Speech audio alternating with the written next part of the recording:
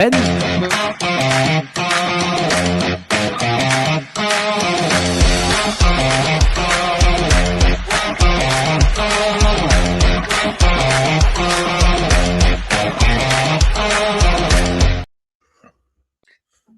evening, everyone. Welcome to BNI. It's me, Gene. Gene's your host on the Sunday.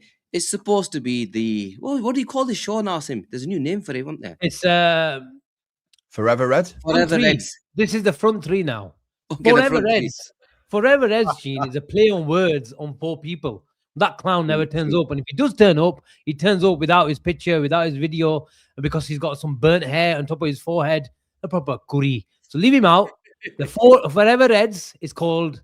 What is it called? The front three. The front three. Right. Yeah, well, welcome, guys, to the front three. Guys, first and foremost, you know the ground rules. Smash that like button, subscribe to the channel if you haven't done already. It's not every day I get to host, so you know what? I thought I'll do the hosting today. Avi's doing some celebrating. Asim hasn't been well. Ben's been working in the background on something which we might let you know in the next half an hour. But yeah, big up everyone. And big up everyone in the chat. And Ben, big up to you. Ben, did you watch the El Clasico by any chance? I didn't, mate. No, I didn't. I'm sorry. I was too busy enjoying United suffering another defeat. I know it was on afterwards, but I watched that and then had some dinner. So I missed the El Clasico. But I saw Mo do the business for AFCON in the AFCON. That was brilliant to watch. Great to see. And I think he what's called? I think they're all geared up to go all the way now. I think they've got a sneaky chance. Really big chance. That would be amazing if you could win it. But I was just enjoying the other results. I know what you mean. Asim, El Clasico, man. For me, it felt like them days where it is a rewind to them Messi versus Ronaldo El Clasicos, man. I really enjoyed it. Where did they play? Abu Dhabi? No, Saudi, in Jeddah. Saudi. Proper stadium, you know. Oh, that was a proper, obviously, 60,000 stadium. I drove past it when I went on Umrah. Yes, it's actually a decent stadium. The three-tier stadium. The Spanish Cup final, wasn't it? Yeah. Sorry? Yeah. Spanish Cup final. Yeah. Sorry, I'll just be the voice of people who didn't watch it, so I can ask all the daft questions. But it was a proper game. Game, man. Proper game. Rafinha, Lamine, you had everything. Goals, drama, roller, sending offs. And you know what? Real Madrid missed two sitters at the end. They did.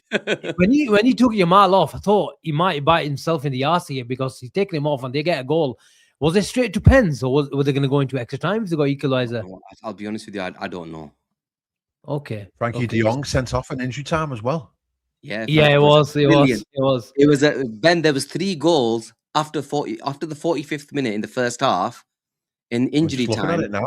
Straight to pens. 3 goals. It was crazy, man. Yeah, wow. Straight to pens. It was mental, and it was a good watch. I really enjoyed it. Obviously, I'm a Barca fan. Asim's a Real Madrid fan. Well, back in the days when he was a Ronaldo fan, I was a Messi fan. So it's one of them. he was a Real Madrid fan. That's when football didn't matter. You know what, though, Gene? You know what, though, Gene? When I was watching that Clasico, I wanted Barca to win. Why? Maybe the amount because Alonso.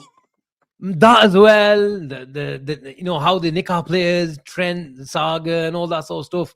It's I never loved them, but it's made me move away from Real Madrid. I just wanted a good game. They nicked our players as well in the past. They just can't buy anyone right now. True, but the way Yamal plays the game, the way Pedri game, they've got great players, great technical players. But what I will say is when Barcelona play, even against Real Madrid, the Barcelona players, in terms of how they keep the ball, their technical level seems even against Real Madrid to another level, Gene. And you can't help just to admire that, man, honestly.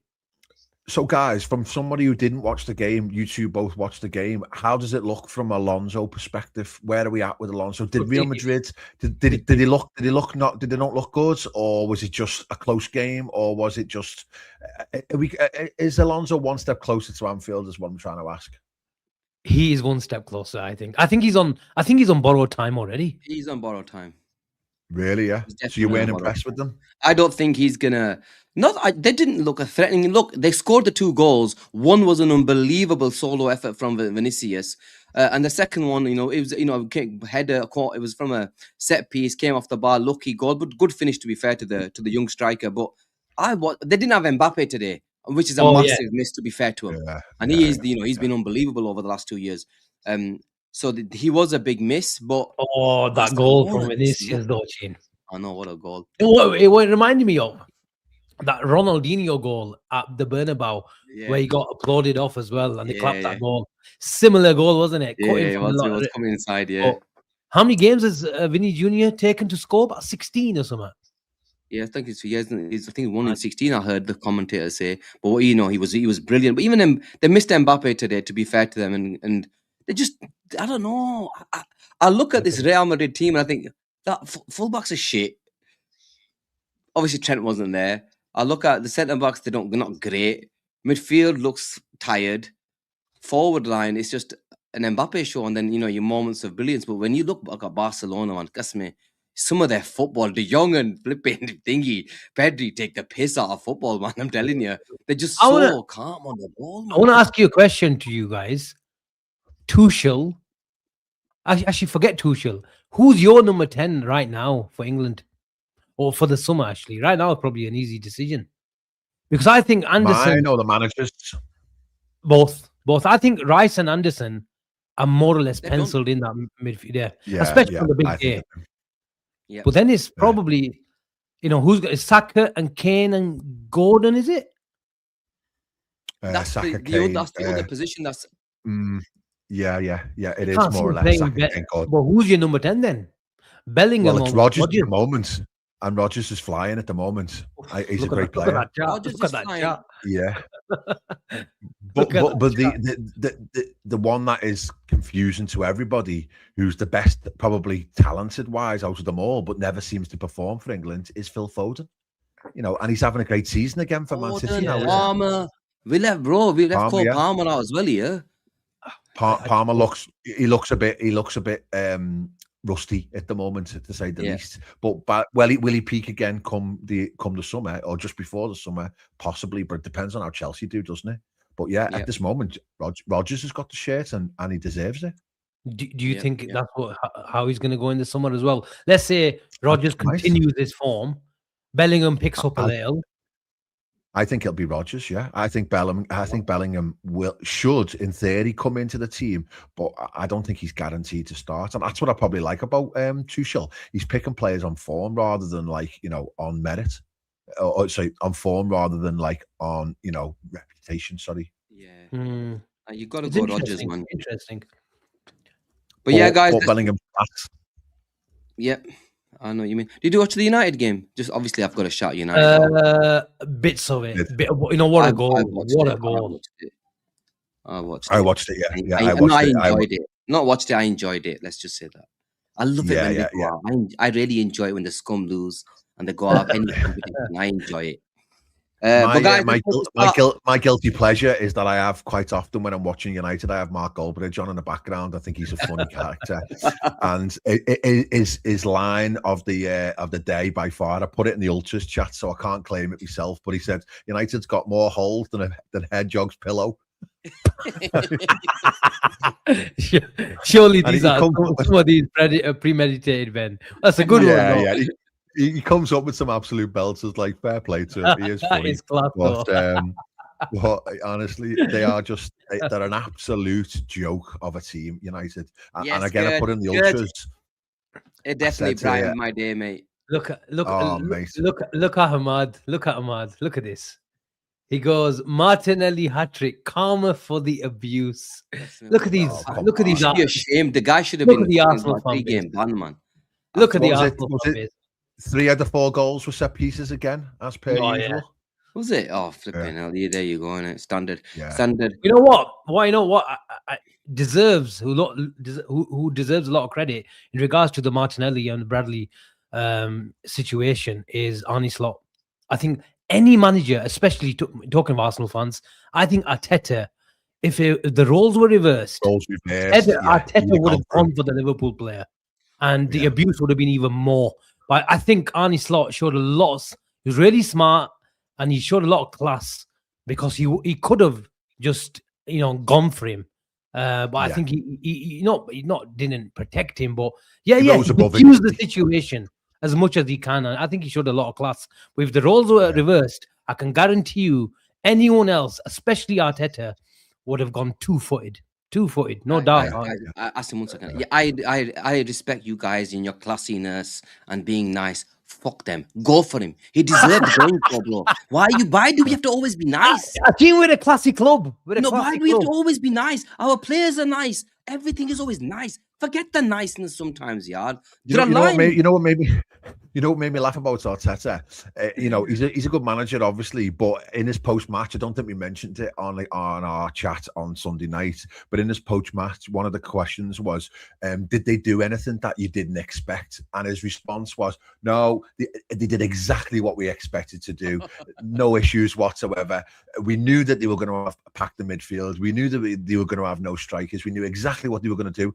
But yeah, he played the team that didn't even come close to breaking us down. So, that says it all about him, really, from my perspective." Right, guys, there's only 400 of you here. Smash that like button. Subscribe to the channel if you haven't done already. So let's make a start. Ben, I'll come to you first because I know you're a big fan of Conor Bradley. Some really bad news in regards to the injury. It's not an ACL, but obviously with, I think, issues in 2 areas of his knee, seems like his season is done. Not good news, man. No, not good news. I am a big fan. Don't get me wrong. I'm not sitting here thinking he's Hakimi or anything like that. He's got a lot to learn and he's got a lot to improve on. But one thing that you can't belate him is that his effort and his attitude and his application. He puts a lot of energy into his performances. He was driving into situations again in the Arsenal game. He was obviously had that wonderful effort that nearly hit the crossbar. As I say, he's got some frailties in his game without a shadow of a doubt, but he's a superb squad option without a doubt. And now we're going to sorely miss him. And that's a really, really terrible injury that he's got there. It's not an ACL, I don't think. I think it's just bad ligament damage and then bone damage, And he's come back from injuries already before. He's only a young lad, but he's had really, really poor luck with injuries. I wish he would get a run of form. We've seen it with Curtis Jones, where he had injury after injury. We've even seen it with Gerrard, if you go further back. He had injury after injury. And if you just give this guy a chance to be able to get some form, then you might see his full potential. But he hasn't been given that option, and it's really sad state of affairs. And Liverpool now, if they didn't already need to go into the transfer window to replace him, then they need to seriously consider doing it now, because we are really short at the back. I like Frimpong. I think he's got loads of potential. He looks like a real rough diamond that we could coach into being a quality right back. But no top team goes through the whole of a second half of a season in multiple competitions with only one genuine right back option. You're resorting to Dom Szoboszlai at right back. You're resorting to Joe Gomez, who we all know is made of cornflakes as well. So the reality is you need a set, probably an either right back or centre back option who can play in both positions. And we'll see what happens between now and the end of the window. Asim, obviously big devastating news for Conor Bradley himself, and sad news from a Liverpool perspective as well. It's like that's 2 defenders now on long-term injuries with Leone and him, and then obviously the Isak injury as well, which is not as bad, but it's still a lengthy time off the field. Surely, the title you guys, I think it was the admin poll was Liverpool to act. Surely we have to act now. We have to act. First and foremost, I echo what Ben says. It's a serious injury, a career-threatening injury, even though he's really young, but we have to wish him well. We must wish him well. We hope he comes back, the same player that he is now. Like Ben said, he's got youth on his side, and let's hope so he does.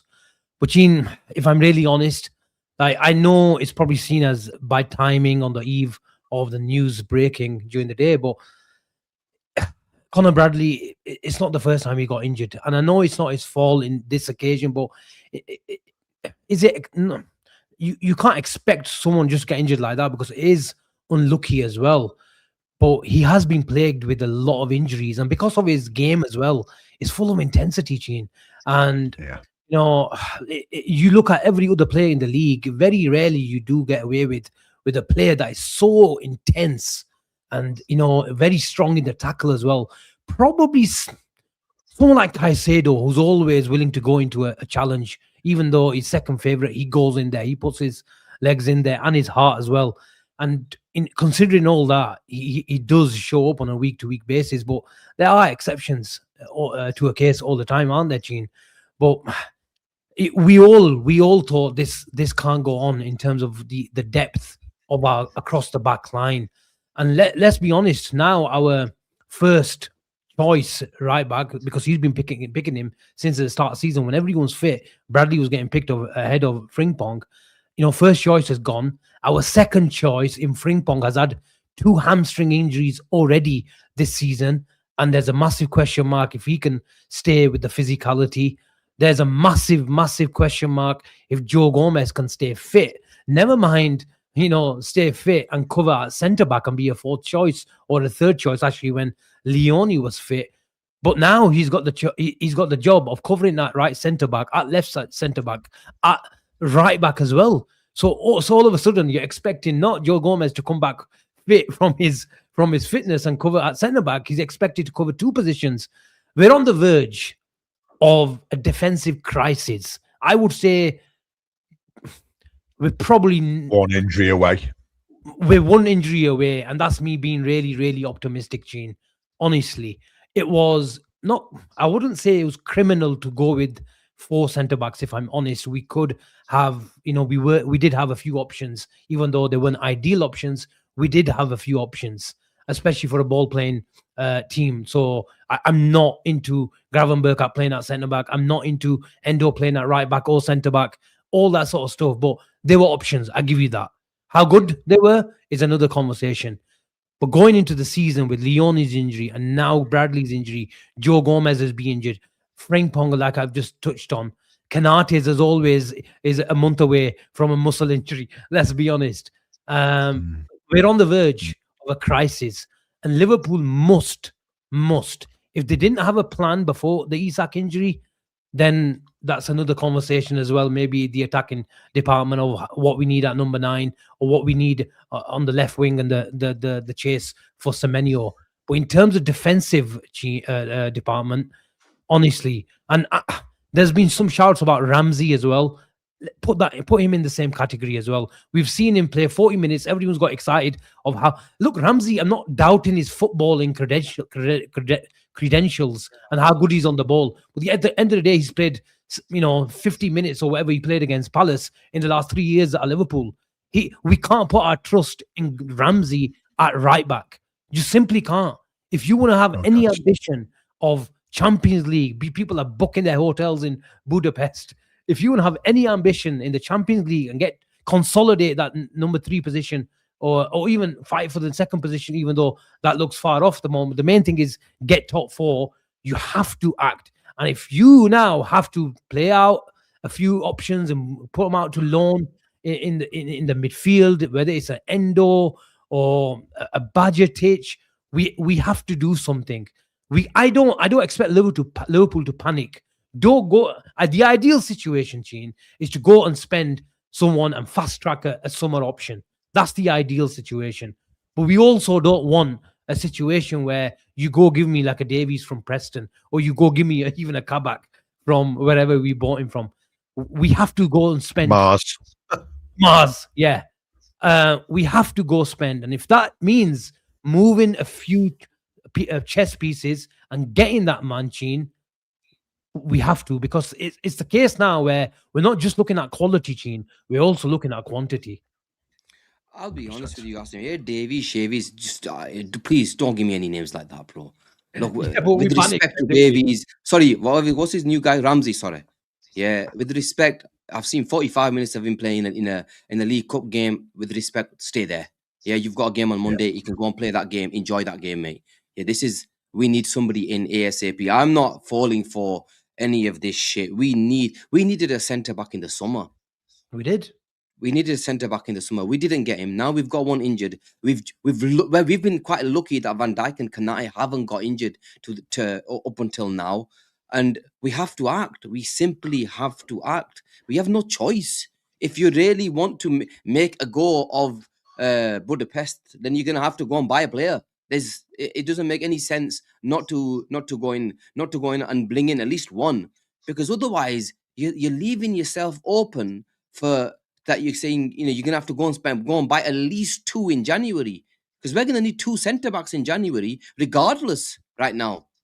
And doesn't make any sense for us not to bring in do any business, especially in the back line. And I will be flabbergasted, pissed off, really angry with the board and really angry with the owners if we don't do any business in terms of the back line. But Ben,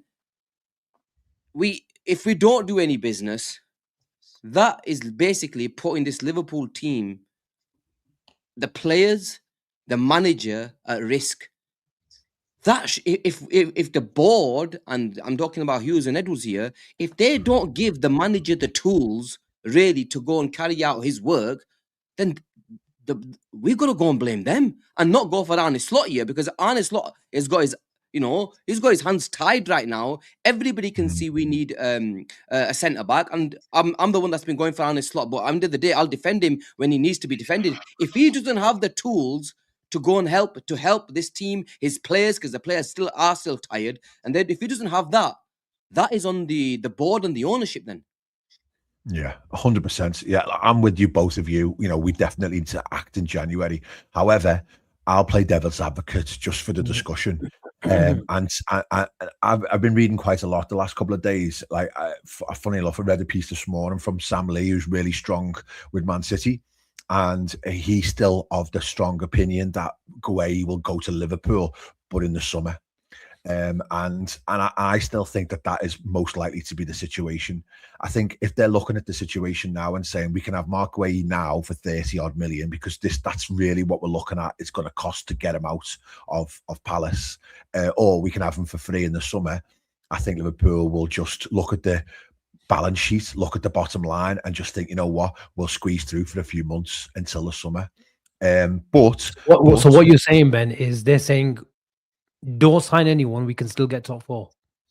Yes, that's exactly what I'm saying. I think that they will do what we don't like them to do, but I think that they will roll a dice like they've done previously, and they'll wait and they'll get who they want in the summer. But they need to accept that in the summer there is a good chance that we need to buy 3 centre-backs / defenders in the summer, which is a lot of business to do. We really struggled to get 2 over the line this summer when we were pretty keen on stuff. And I was listening to someone else say the other day, we've only bought Canate, and then if you include Leone, which is 26 million euro or something, which not big money, but serious investment in the centre-back.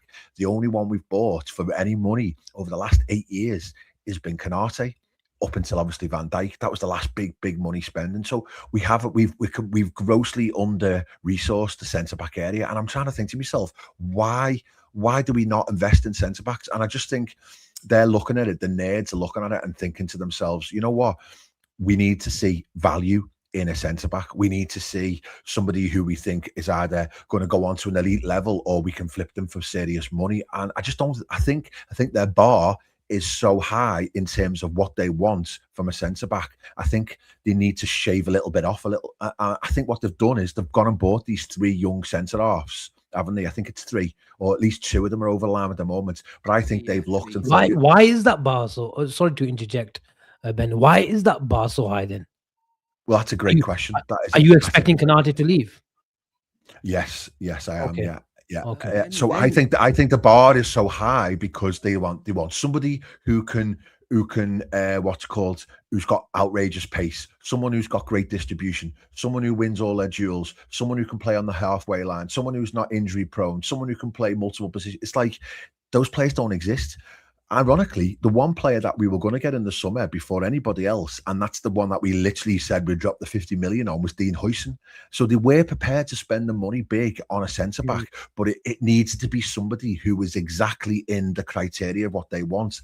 And I think they've just looked at the market and saying, unless we can get somebody elite who we really, really want, they're just not prepared to spend the money on it. But the problem comes in that you do need to eventually get options, and I think they think maybe they think, you know, centre back is ironically one of the areas that is not that important. if you've got everything else functioning really well, then you can get by with average centre backs, because that's where we're going to be at come the summer. Because Virgil's going to be into his last year. He's not going to be getting any younger. Konate is most likely going to leave because he hasn't signed a new deal yet. I wouldn't expect Joe Gomez to stay around any longer. And then you've already going to have to replace Conor Bradley. So you're looking at 3 centre-backs already this summer. And I just think they're looking at the market and thinking, unless we can get a Bastoni, which I just don't think you're going to get him out of Inter, just not that many options out there at all. So they're going to try and run the risk of coaching some of these young lads. If we, Asim, so if we don't, okay, we're going to coach these young lads. So come the summer, if Van Dijk is a year old, he's going to be 35. Konate leaves on a free. I'm just playing thing here. So Verge is, went really down to his last, towards his end, let's face it. Another Konate is gone. Leone, he's just come back from an ACL, who's a 19, 20-year-old, right? Who's played 45 minutes of football for us, right? Joe Gomez, he might even leave in the summer. We've got one centre-back who's a 35-year-old and a 19, 20-year-old who's played 45 minutes of football. Yeah. So I think so that you need to go and buy 2 minimum centre-backs. You have to buy. You're not going to trust these 3 kids that we bought in. So if we can't just wait for elite forwards, if they're saying that there's none right now, who's to say there's going to be fucking elite centre-backs in 3 or 4 months, man? Yeah, exactly. And I think this hierarchy operates in cycles of 2, 3, 4 years. They don't operate in windows of 6 months to 12 months. And I think they'll be more than happy to let us just run with what we've got between now and the summer and run the risk of us going out of competitions and not having a great end to the season, rather than buying an average player that they then have to then look to ship on in the future. And they can't really get the player they want, because what we need to remember is that we don't know who the targets are in the summer. But if someone says to you now, let's just say Bastoni is a very, very real option in the summer, but he goes out the window completely if we go and buy a Slotterberg now or something like that. What I'm saying is we don't know the bigger picture.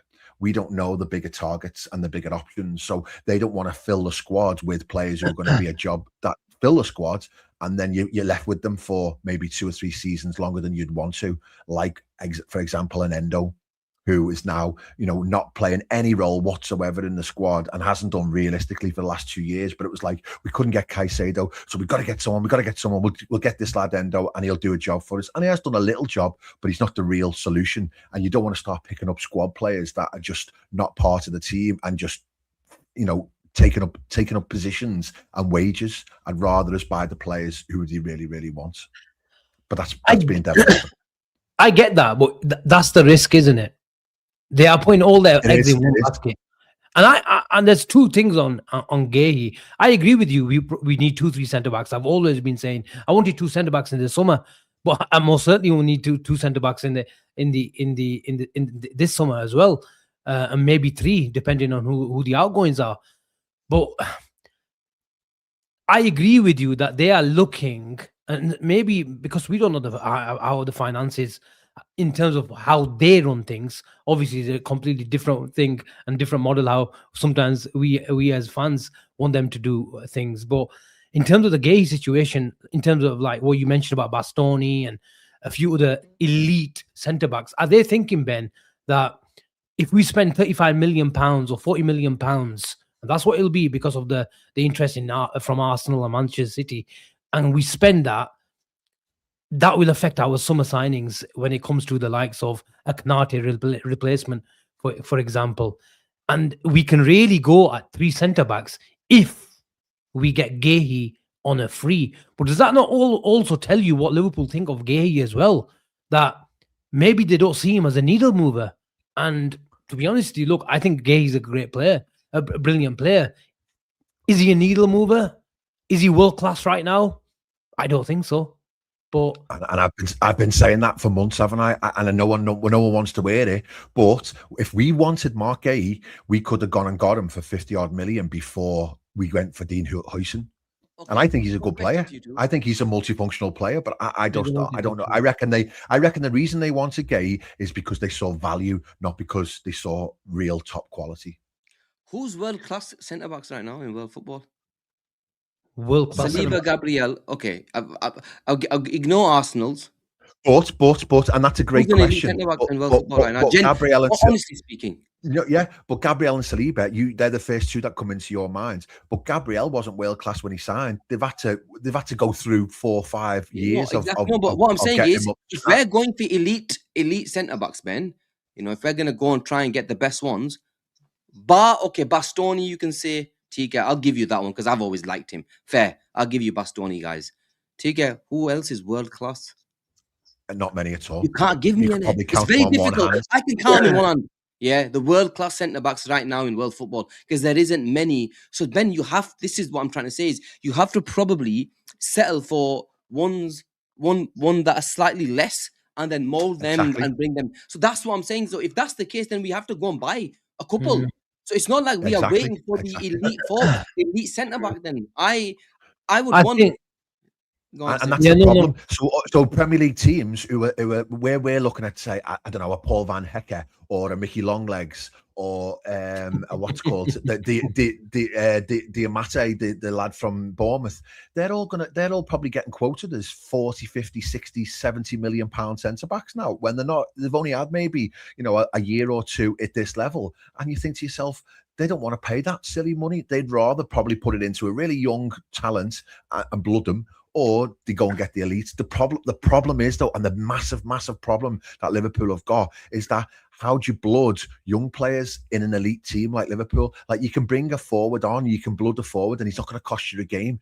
We don't want our centre-backs for Liverpool costing us games because their career will be over before it started for Liverpool. You can bring a promising young forward on for half an hour, 45 minutes, etc., etc. A centre-back, you can't do that. He's got to be either the bee's knees, or you've got to be prepared to say, right, okay, you can make your mistakes on our watch. And I think that's the problem that we've got. So it might be a case of it's that sweet spot in between. How do you get an experienced centre back? I think what we've also not mentioned and what we've also been hurt by is the lack of versatility across the back line. Like Bar Joe Gomez, who else is versatile across that? Multifunctional, no one. Multifunction, nobody. And this is the reason why I've been crying out for profiles like Calafiori, who can cover two, three positions, two at least. And we don't. And when it comes to these sort of crises, it can patch up a job. And look at our midfield. You've got multifunctional, although we do all cry out for a natural DM at times, depending on which side of the fence when it comes to the debate of Ryan Gravenberch and how natural he is as a number 6. But we got away with it, and in the change of formations, Gene, we're all right. Where we see Szoboszlai playing a right wing, a right midfield, and centre mid. Szoboszlai's probably played about 8-9 different positions. Actually, let me just change that. He's played every position barring goal. You'd rather give him a pair of gloves just to complete the positions that he's played in this season. But at least you can get away with things when you're desperately in need. And talking of a Szoboszlai, you're probably counting him as a right back as well because he's played right back this season. Yeah. But, with the lack of intensity, the lack of cohesion that we've got, we're talking about how weak we are, especially when it comes to our front foot pressing. He's been leading that all season. And although I like him at times in right back positions, I wanted Curtis Jones to be there as well. But we don't want a situation where you're relying upon them. The little short-term fixes, that's what they are. But there's so many bigger problems in the other areas of pitches. You don't want your best players playing in these sort of positions. When we were really desperate, I called for Curtis Jones. But for me at that time, Curtis Jones wasn't, in terms of the stature and the form that Szoboszlai was showing. So that is the problem, where I can see where Ben is coming from, where they don't want to panic, and they always do their due diligence on a player for 6 months to a year and then go. But that is the question: do you do it now, or do you run the risk of losing out on Champions League football? That's what it's all about. This is the problem. this is why I'm a bit thingy with it. Yes, I understand. You have to sometimes keep your powder dry. They're not going to make any stupid decision. I'm all for that. Make the right ones when you feel like, but desperate measures. Do you understand? We could, we've been lucky that Chelsea and United. I mean, that shit that we're still sat in fourth, and hopefully we'll win against Burnley and Keys because they've got United. United have got City, sorry, but it is a massive risk to take where you could jeopardize. You could jeopardize this flipping club in terms of it's going forward. If you miss out on the Champions League, you miss out on targets, you miss out on the bet on the money, and we pay crazy wages. Is it really worth a risk to take? I don't think it is, because you need 3 centre backs anyway. It's not, just say Mark Gay we've got done in the summer. You still need more to bring in. Mark Gay was supposed to come last summer. If he came in January, throw, even if it means you're losing 10, 15 million, so what? Go get the player in. Number one, it's going to give you it's going to give you a better chance of at least trying to win number 7. Yeah? Let's be honest. We end of the day, we're in it. So we're gonna try to win it. Number 2, why would you want to jeopardize Champions League football? I see no sense in that, especially when we need 2 and 3 in that same position. It's not like we need 1 that we're willing to take a risk. Okay, we don't need 1. Take it, fine. Let's crack on. We'll be all right. We need probably 3 centre backs. Van Dijk's 35. Kanate might be gone. Gomez might be gone because we don't know what's going on. Well, practically he's gone half the time because he's injured. So you practically need to. Yes, January costs more money, but sometimes you have to pay premium on a certain footballer. And if we're waiting for the elite, there isn't that many elite forwards. So we're going to always look for a player in that sort of bracket. So go and at least try to, even if it's on loan for 6 months. I know you're going to give me Ozan Kabak and thinking, no, find somebody's better than them that's available on loan. Do something though, because I don't want that. I'm telling you, you go and get an injury to a Van Dijk or a Kanate, even if it's like not even a big injury, it can be like a 4 to 6 weeker. That can literally derail your season. Like literally derail your season if it's a difficult run of games. I don't get it. I genuinely don't get it. What if they're looking at the situation, Gene, like Leone? I don't want to put him as the Van Dijk replacement, but in that position on paper, I know he's got a new injury, a long-term injury, and this and that. What if they're looking at him as the long-term Van Dijk replacement? Yeah, the guy's played 45 minutes of football with. I know, but at the end of the day, 40 million pounds, Gene. I know. What I'm saying is, and yes, bro, nobody wanted Leone more than me. I was flipping saying, go and sign this. Hear me out. But you have to understand, how can he be a full-on replacement? He's going to come in stages, yaar. He's just. I know, but that's why we gave Van Dijk another 2-year contract. He was supposed to be the understudy now for the next 2 years. I'm not saying he's going to turn out to be Van Dijk, but look, that's not my style. But because of the class of Van Dijk, that's not the way I would go. I'm just playing devil's advocate as well, just like Ben. But what if they're looking at it as, and just let me put it out, to replace Van Dijk, I'd go spend 60, 70 million pounds on a 25-year-old, because that's what you have to do with the likes of Alisson and, unless you bring out someone like a Trent or a Lamine Yamal, where as an 18-year-old, you can do things half as good as Lamine Yamal. But what if they're looking at as Leone for the long-term replacement for Van Dijk, Gahey as a free replacement because you're losing Joe Gomez, who fancies a new challenge in the summer. That's 2. Kanate stays. Yes, I get that's fine. That's 3. Do the other thing with the Gueye money as well. And you buy another centre back in the summer. What if they're looking at like that, Gene? Yes, they probably just sorry, Gene, before you answer that, just one quick thought in my head. It's now 6 months, isn't it, until Guaye's contract ends? So the way notoriously you'd do a deal and it would be like in installments over 3-4 years. It's going to have to be the 30 million in one go, isn't it? Because they're not going to be like, we can carry on paying for him after he's left our club. They're going to want the whole 30 million up front. Who's this? I think. No, you can have an agreement. Palace. Oh, Palace will be if you offer the 30 million, they will be very, they will be like, you know what, even if it's 5 years, because they're losing him for free in 5 months. So the terms of the deal, they are. They'll be willing.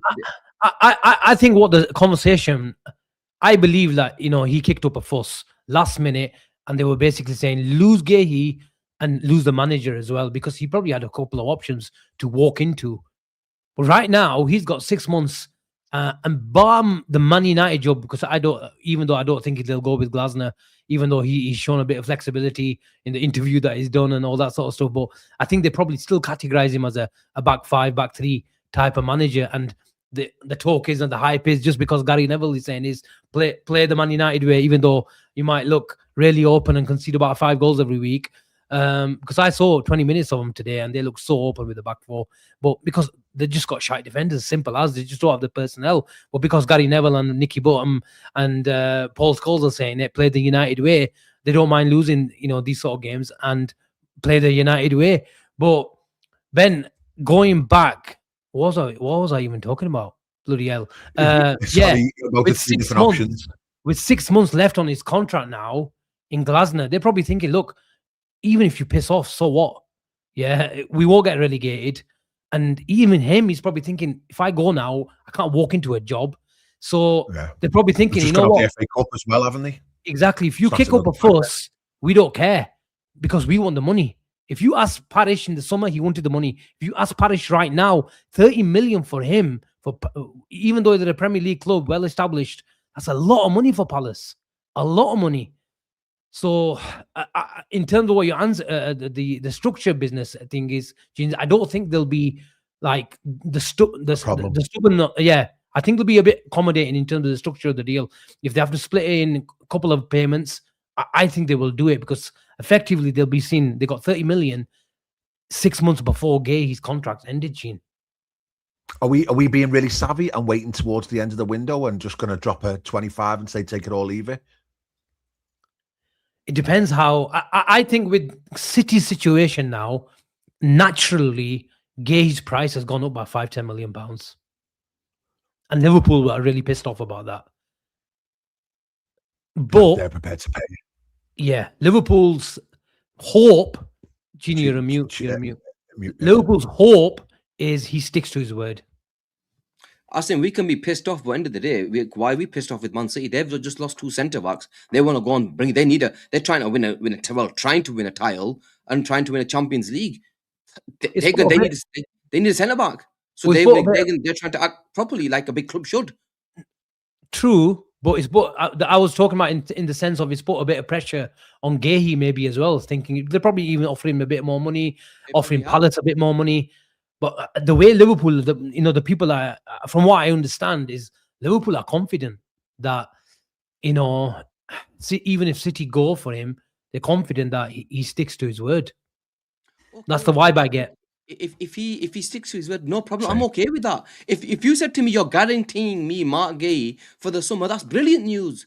We're getting a player for free. Well, obviously there'll be a signing on fee, but it's a brilliant fee, and we're getting him an English international, who can play across the back for free. Or we take that all day long. But right now, I'm talking about right now. What are we gonna do right now? We're flipping. That's a good question, because we've talked about for 43 minutes in length what the problems are. The thing is the non-homegrown issue as well, Gene. We can't just simply go by a defender. We have to move someone on. We have to send someone out alone. Who is that option? It can be anybody. Just get him out. I go, listen, you're going to play. Who? Or give me an option. I don't know. Endo, Bajicic. Is Bajicic registered? God knows. If Bajicic is registered, why? What's he doing at this football club? If he's registered, I don't know if he's in the youngsters or anything like that. I don't know, guys. I'll be honest with you. I don't know who's. It's probably Chiesa, isn't it? Yeah, it's probably Chiesa. What can we do? But the thing is, Chiesa, looking forward. But that's the problem. We were left, a striker short in the summer. So if we let Chiesa go, Isak's already out. Who are we going to play up front? And that's for me, playing devil's advocate again. Sorry, I keep playing the role. But if someone says to me, you can only sign a centre back, Mark Gahey, or you can sign a wide forward in January, I'm taking the wide forward all day long and twice on Sunday. And I'm running the risk that Canate and Van Dijk.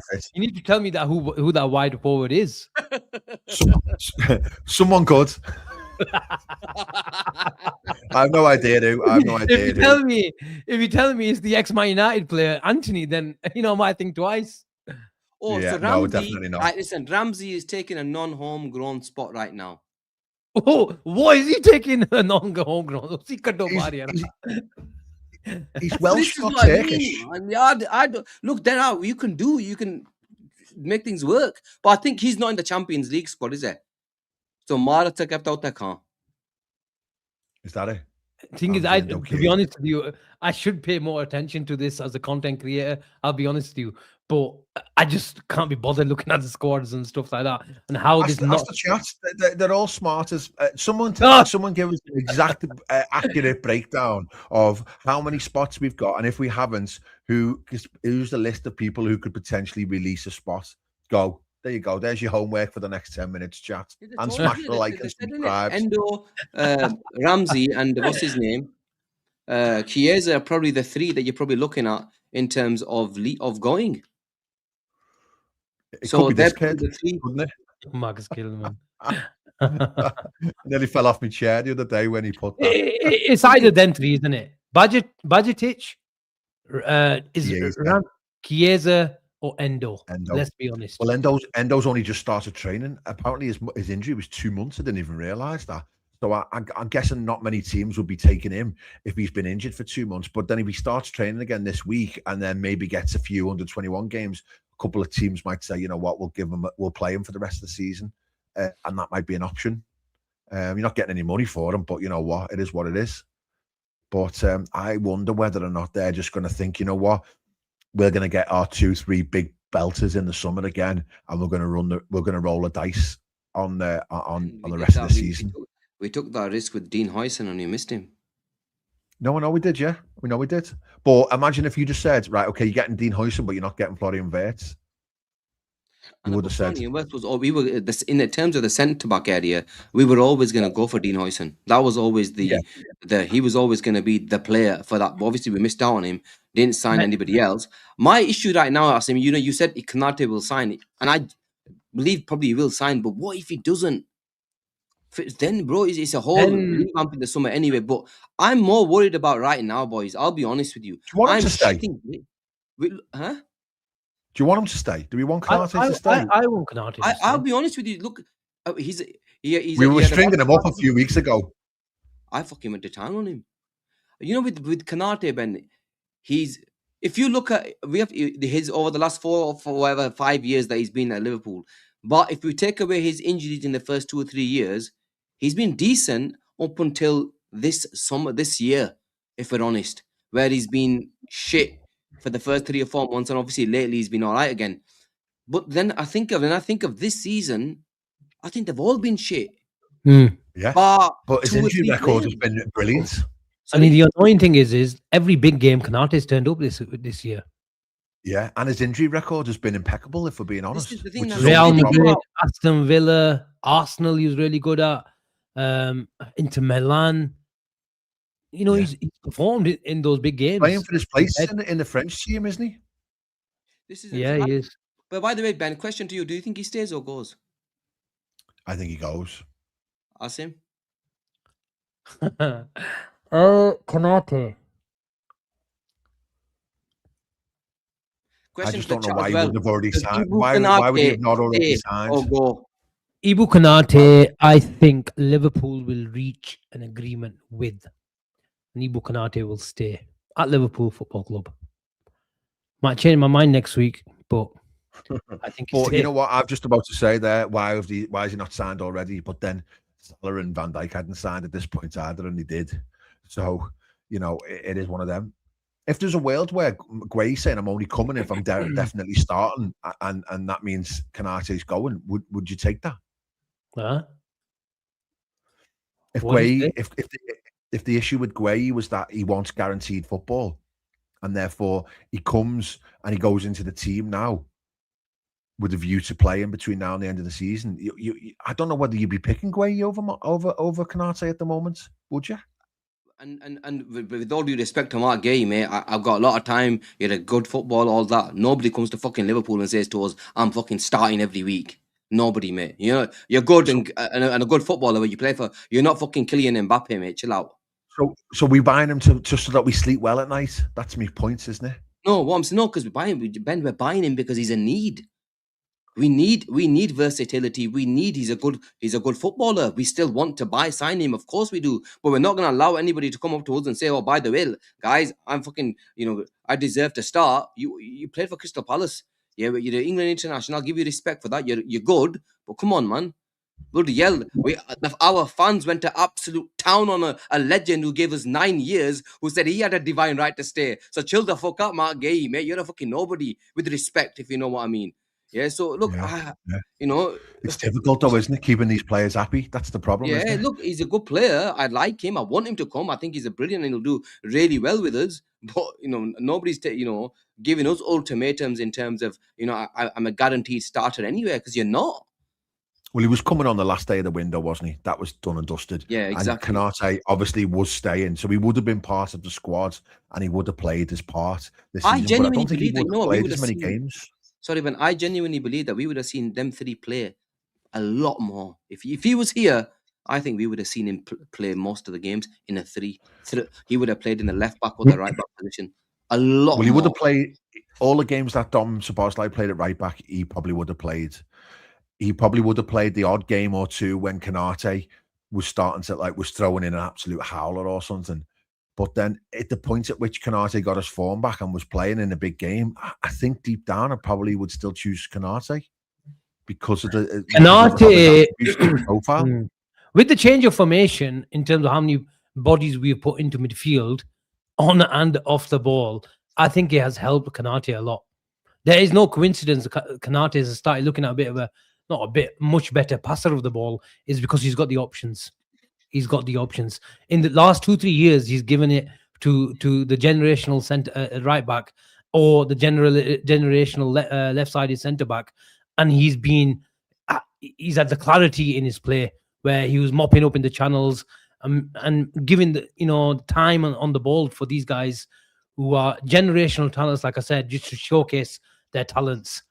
And he struggled with Liverpool's same models from last season, and he just didn't have for me the technical ability to manipulate the ball, especially if the right back was higher.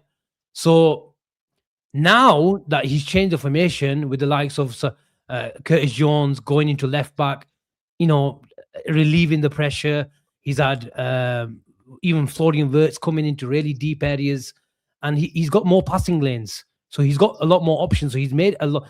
We're not talking about Konate, the passer, for the last at least 4 or 5 weeks since we've changed the formation. And for me, he's really benefited for that. But can we do that long term where we can play with the 4 or 5 midfielders every single game? I don't think so. You need specialist people in specialist roles. And that's why, again, I wanted a player, whether it's from the right, in someone like Ordonez who can play right back and right centre back, in Schlotterbeck who can play in the Van Dijk position and can be the Van Dijk replacement. Not as good, of course, but who is? And he can take that position, or he can play in left back position. Someone like a Mickey van der Ven. Yes, you're going to give me the injury problems that he's got over the last 3-4 years. But again, in terms of profile and how comfortable he's been playing left back and left-sided centre back, I really think Liverpool have to look at that profile. And I think they will, is because I believe Andy Robertson will leave in the summer. So, but Liverpool, in terms of depth and versatility, they are really lacking. Joe Gomez is the only player, I repeat, that can play in various positions across that back line. Nobody else. In terms of numbers, Liverpool were all right in terms of the fullbacks, but they're all the same profile. Yeah, all absolutely. The same profile. And the irony is, the guy who's probably more of a footballer, technically gifted, is Ramsey. But I've seen more Gordon Ramsay than our Ramsey. That's the problem. That's the problem. Yeah. This is an interesting comment as well from Dean. I'm saying I'm massively underrating Gueye. You have to remember that Mark Gueye's not played in a back four either. He's played in a back three. He plays in a really quite a deep defensive setup. He doesn't play a high line. Don't get me wrong, he's a good player, but he was part of a team that lost to Macclesfield on Saturday 2-1. You know, let's not make him up to be this like absolute legend. I say it again. I think we're desperate for him because we're desperate for a footballer. We're desperate for a body. I think if you walked into a bar and there was like loads and loads and loads of top centre backs, Mark Guehi would be an option. But you wouldn't necessarily think, oh my word, he's my man. Whereas we're in the situation at the moment, whereas he seems to be the only realistic option or target on the agenda. And I just think people need to think, you know what, he's not going to, I think if everyone's fit and playing well, he doesn't even start. So you either want him as a squad option and someone who you can build on, fine, but he's not going to be a squad option and he doesn't want to be a squad option. He wants to be a first choice starter. You know, he's potentially going to be, you know, starting for England in the summer. He doesn't want to be on our bench. And that's the problem that you've got. You either want someone who's going to start or you want someone who's not going to cost a lot of money and be a good squad option. And I think he's halfway between the two, in my opinion. And that's where we stand. Let's run through a couple of super chats that have come in. Asim, big up, Ash. Thank you very much for your super chat. Always supporting the channel. Edwards playing 5D chess. Don't sign a centre back in Jan. Fans take pressure off Slot and blame FSG. Slot limps to top 4. Fans forgive him and he gets another shot next year. League is shit. 5 wins in 16 and we're still 4th. You never walk alone. Look, I don't know about the 5D chess and if he wants, you know, to blame FSG, all that type of stuff. But I think if Liverpool wanted a centre back in at the end of the window, Asim, they would have signed one, and they're still in the market for one. But do you think that does have an impact on their decision making? The fact that Liverpool are still 4th. If we were 8th, 9th, 10th, probably about 6, 7 points away from 4th, bro, you know, we're pressing that panic button a lot more, aren't we? Ben, they can't fucking believe they're fucking starting 4th right now after the thingy that we've been through. But then you can flip it around and say if we were 8th, 9th, 10th, then it doesn't matter if we signed Semenyo and Guehi in January. We're probably not going to get top 4. That's a fair point as well. They're probably thinking we're not going to make it anyway. Why? No. If you get 2, you know, you can't get top 4 from 8th and 9th. I guess it depends. Always depends on how many what that bridge in points is between 4th and 9th. But it's by January. It's not 20 points, is it? You know, with me is look. It's not every year you feel as though you can go. I know we're not the best side right now, but I always think about PSG last season, right? And I think, you know what? They weren't great up until December. And then, you know, they just signed one player, Kvaratskhelia, and they became an unbelievable team. We do deep down know that we have got the players. We just needed to take it to come sort of together. If we bought a centre-back and we bought a winger, I know it's only 2 players, but I just still get this feeling that, you know what, we could make a go of it in the UCL. Maybe not. I was gunning for the team 2 months ago, thinking we couldn't win fuck all because we were shit. But now I am my tone is slightly changing. It's not every year you can say, you know what, let's go for the Champions League. If we're not going to be unbelievable in the league this year, because last year, boys, let's face it, we were shattered by the time we played PSG. Why? Because we had a grueling you know, league games. We had Villa away. I think it was another couple of Villa away, the League Cup final. Brentford. Yeah, remember all them games came and we played all of that. And by the time we played PSG, we were shattered. Now, Ben, if we get to the next latter rounds, fuck it. If we win, it's not gonna kill us if we lose a game. Rest a few players, go for the Champions League this season, and hopefully, this is why I want us to go and bring in a couple of players, because sometimes that's all you need to kickstart you, because in a one-off game, I think we've proven this season that we can do it. We're on 35 points.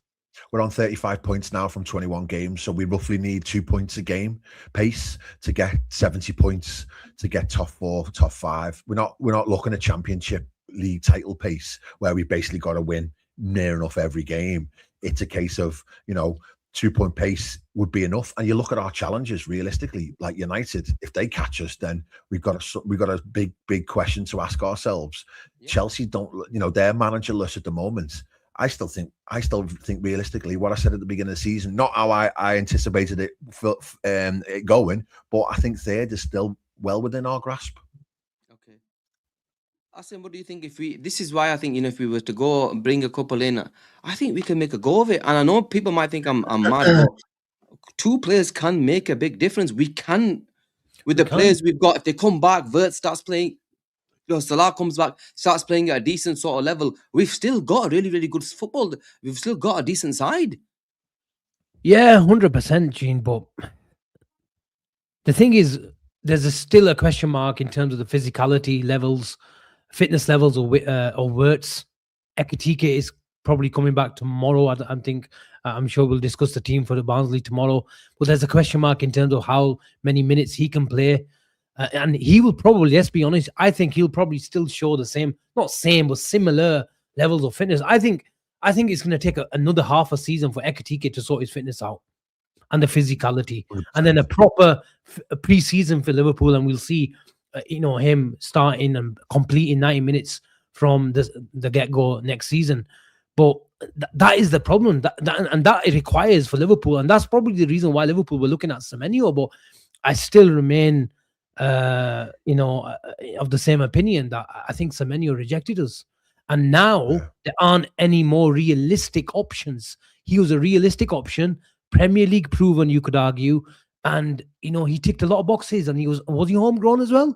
No, was he homegrown? Yeah, I think he is. Was he homegrown?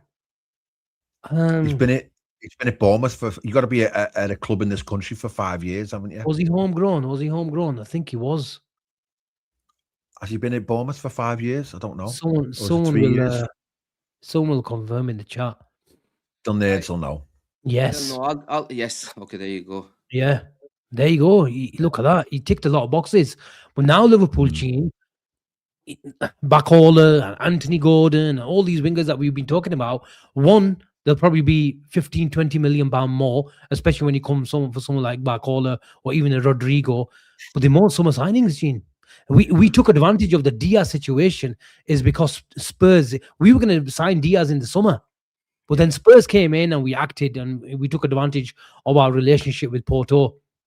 Even helped him not going into administration, from what I remember. But I just think Semenyo just said no to us, Gene. I just genuinely believe that, and it's put a bit of a spanner in the works, and that's a big problem now. So, but look, I think we have to do something drastic. I think so, because we were short in the summer. We're more seriously short now. And if we were showing, bar the Arsenal game and second half performance, if we didn't show that, I think the conversation would be a lot more about Liverpool lacking fitness in the second half. And we need bodies.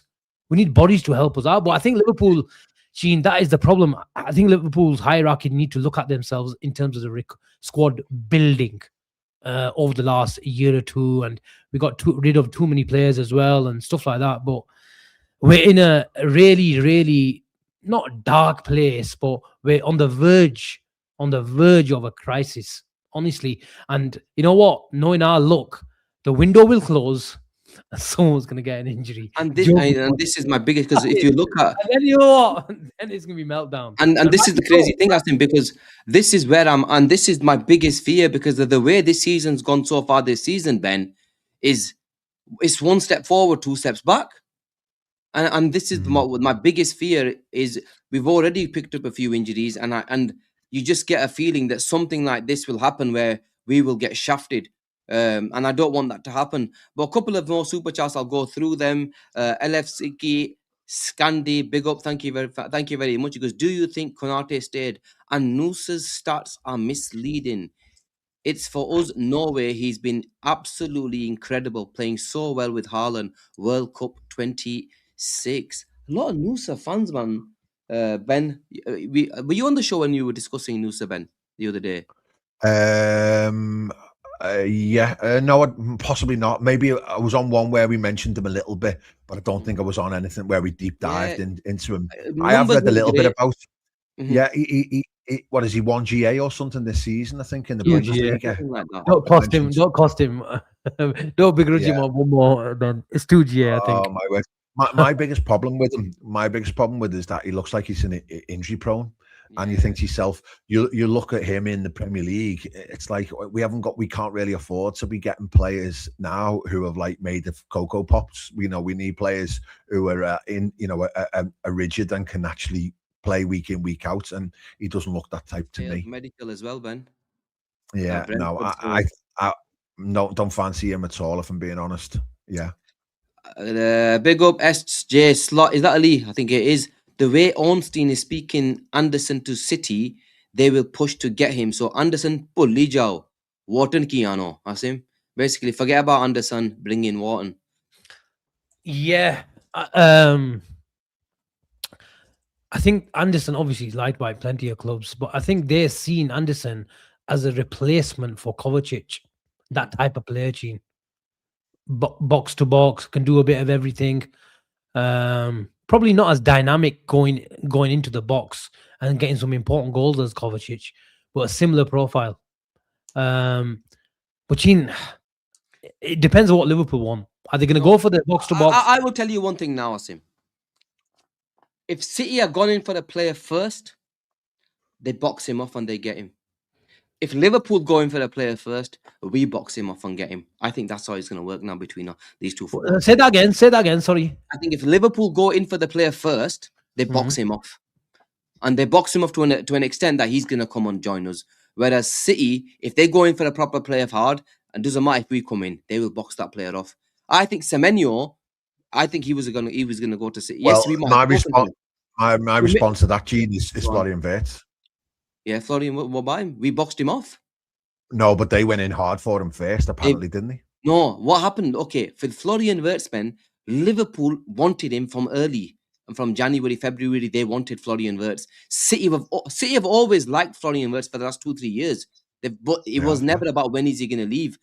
But Liverpool had already been there since January. We boxed him off. The fee, the money, and everything was already sorting out. They did go try and speak to him, but he was already boxed off. On Semenyo, we've been speaking to him. City went in, boxed him off. They didn't get him. Mark Gay, we've got him boxed off. I don't think he will go to City now. He wants to wait till the summer. Otherwise, why would he choose? So, yeah. I hope so. Exactly. That was the Caicedo situation as well, wasn't it? We come in late and he'd already been boxed off by Chelsea. There's certain things that I think. Look, there might be odd occasions where you can gazump certain teams, but I think between Liverpool and City, I think it's going to be hard to gazump each other now. Whereas if City have got Anderson boxed off, I think we're going to find it really difficult to go in now and say we want Anderson. Whereas if we've gone for Wharton, I don't think they can get Wharton. You go that way and we'll go this way. But I'm all right with that, though. I think both teams. I think. Sorry, guys. Sorry. I think Liverpool and City are talking to Anderson's reps right now. I think the next couple of months, you'll see the direction of travel where Anderson is going. But the thing is in terms of the transfer fee, Gene, both clubs are looking at Forest at the bottom end of the league, thinking if they get relegated, we could get him cheaper. I agree. But don't we need to be grown-ups about it and say if we lose out to a player on City, then that's just the way that it is? Because if we're in the market for top players, then other clubs will be in for those top players as well. You know, Arsenal included in that situation. Personally, and this might be a bit controversial, but I've looked at the makeup now. If someone says to me now that we get a replacement for Endo in the summer, but we get 2 worldy wingers, I'm taking that all day, and we don't get any of the 3 that's on that list, because I think that's more important. Because having watched that game against Arsenal the other night, I think if our midfielders play to their potential, they're perfectly okay. But I think the thing that changes that is that McAllister will go in the summer, and then we will need to have to replace him. Ooh, wow. That's what I think. But if he doesn't, then I think there's a world where we just get a replacement for Endo. And because if you look on paper, Wirtz, Jones, McAllister, Szoboszlai and Gravenberch is a perfectly good option. And I think if we add worldy wingers, then you'd be fine. You'd be fine. Someone says to me, you're going to swap 2 of your 3 midfielders for a Wharton and an Anderson, but then you're going to get, I don't know, a Minter and whoever on the wing. I'm like, that doesn't feel all that to me. I'd rather put all my eggs in the winger basket and say, you know what, our midfield's all right, because we can't upgrade every area. Yeah. For me, Wharton doesn't get into the City team. I don't think he does either. Maybe his competition is Nico Gonzalez, isn't it? And there's not, probably not a massive amount between them. Yeah, but if Rodri's fit, then it's tricky for both, isn't it? Yeah, agreed. And this thing here, what's called? Somebody just said it then. We need a top 6. I forget who it was who said it. Throw it in as a super chat and I'll definitely put it up.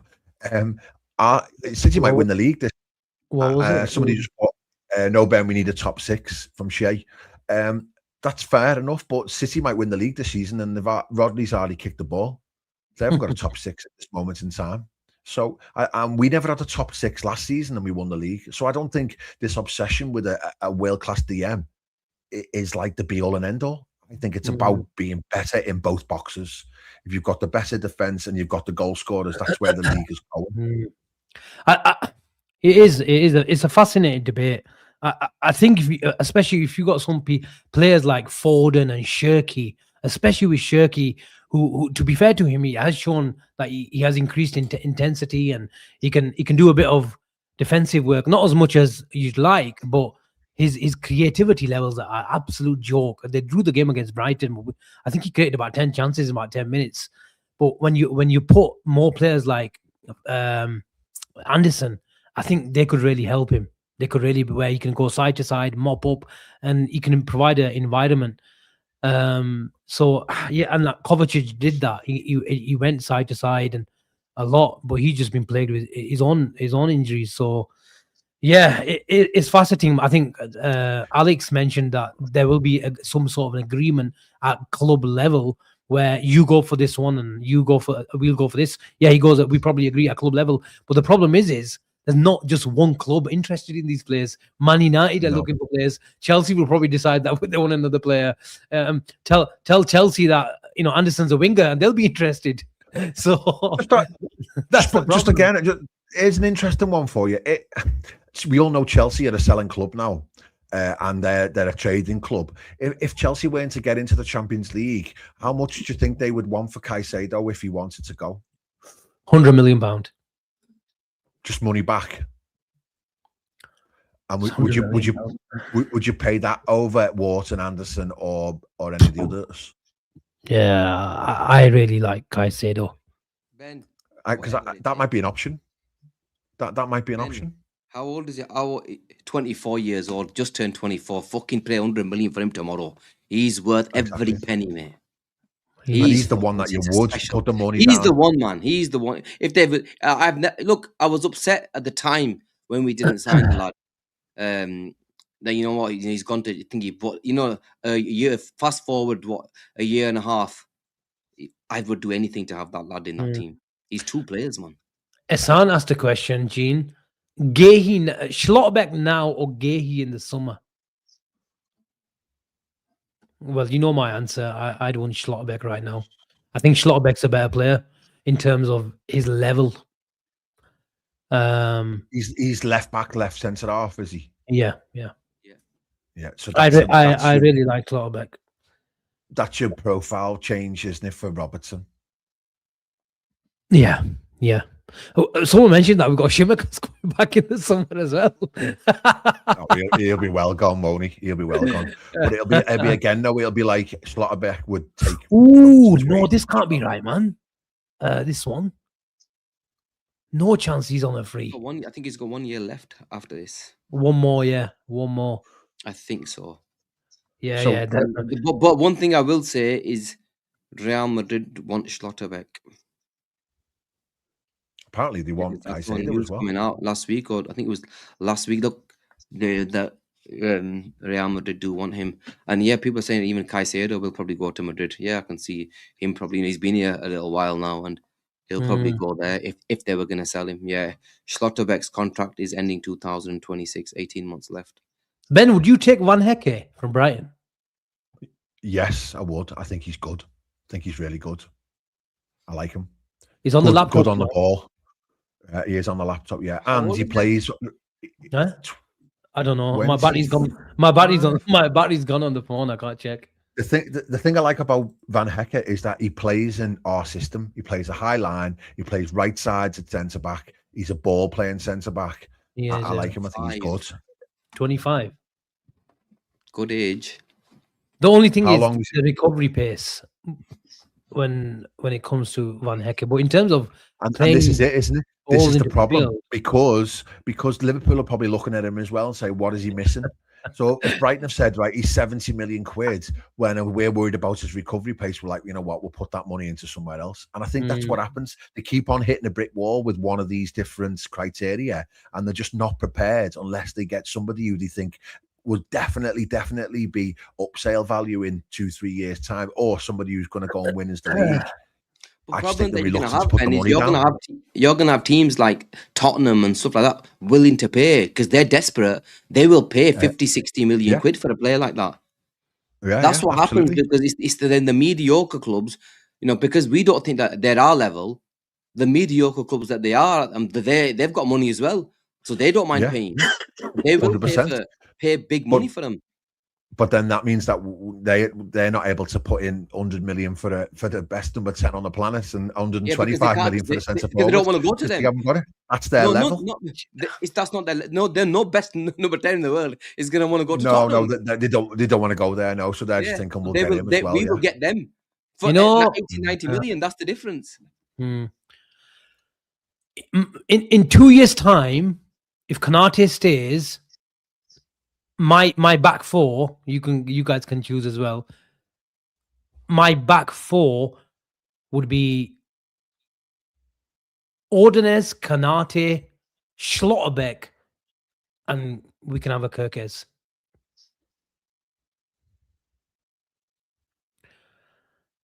I'd take that. I'd be happy with that. Who's the right back? Ordonez. We'll still have Frimpong, because I think that's what Liverpool will treat Frimpong as. A utility player at right back and a utility player at right wing. Yeah. Who's this Reed as well? He looks decent. He looks like an exciting prospect. He's more of a Trent.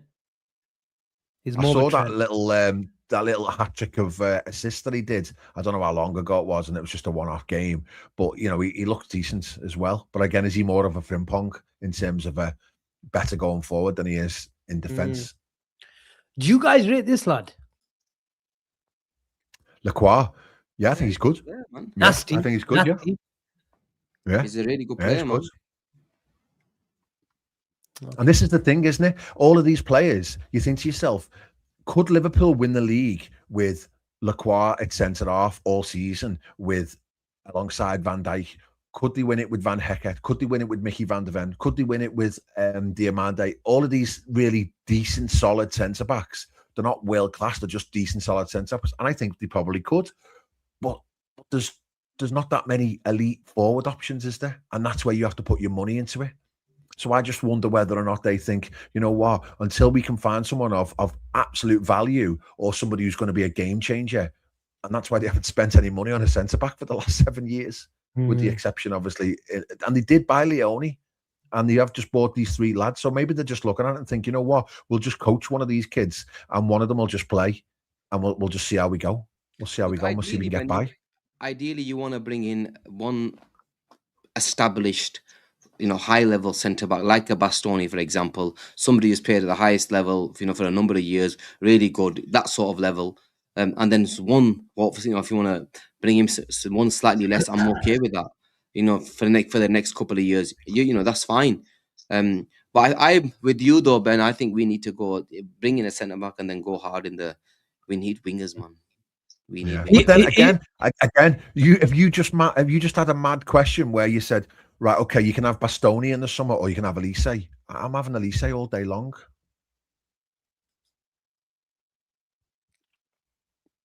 It's the quietest B&R's been for months.